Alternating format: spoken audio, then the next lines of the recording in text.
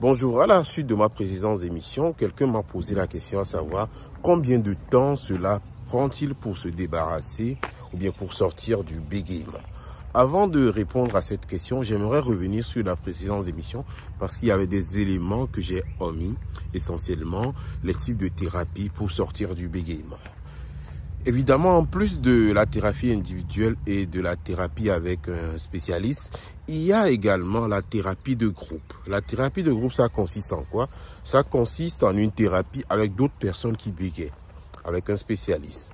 Pendant ces séances qui se déroulent généralement soit une fois la semaine ou une fois tous les 15 jours, le spécialiste fait rencontrer plusieurs personnes bègues et travaille plusieurs techniques de prise de parole en public ou d'autres stratégies. Voilà, donc il y a cette forme de thérapie. Il y a également la thérapie intensive. La thérapie intensive, c'est quoi? C'est un stage d'une semaine, voire 2 ou 1 mois, durant lesquels le spécialiste montre à la fois à plusieurs personnes bègues des stratégies pour sortir du bégaiement et des stratégies de manière intensive. Maintenant, la question qui m'a été posée à la suite de ma précédente émission, l'abonné voulait savoir combien de temps cela prend-il pour sortir du bégaiement. Eh bien, pour répondre à cette question, il est important de souligner que chaque personne bègue et chaque bégaiement est différent. Le temps va dépendre donc de plusieurs facteurs. Dans un premier temps, de la motivation de la personne bègue. Plus vous êtes motivé, plus vous pratiquez l'exercice, plus vous allez pouvoir sortir du bégaiement.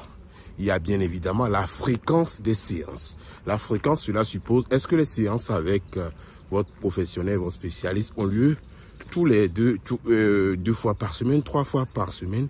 Cela dépend de ça. Cela dépend également de la manière dont vous reprenez les exercices chez vous.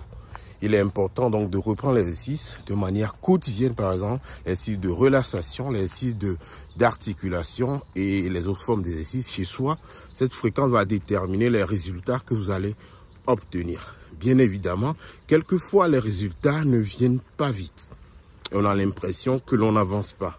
Mais il est important de persévérer, de reprendre l'exercice et aussi de pouvoir se motiver tous les jours. Trouver les contextes, les éléments qui vous motivent et de reprendre ces exercices. Quelquefois, les résultats, comme je le disais, ne vont pas se sentir. Mais ce sont les autres qui vont dire « Ah, j'ai remarqué que vous bégayez moins, que vous avez moins de difficultés. » Voilà un peu ce que je peux dire par rapport à cette question. Il est également important de souligner que certaines personnes bègues, même avec l'exercice, auront du mal à sortir du bégaiement.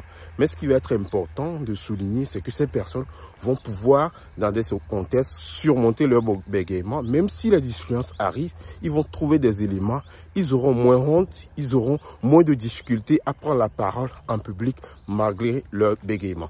Donc le travail en thérapie, ça consiste non seulement à réduire le bégaiement, mais aussi à donner plus de confiance à la personne bègue.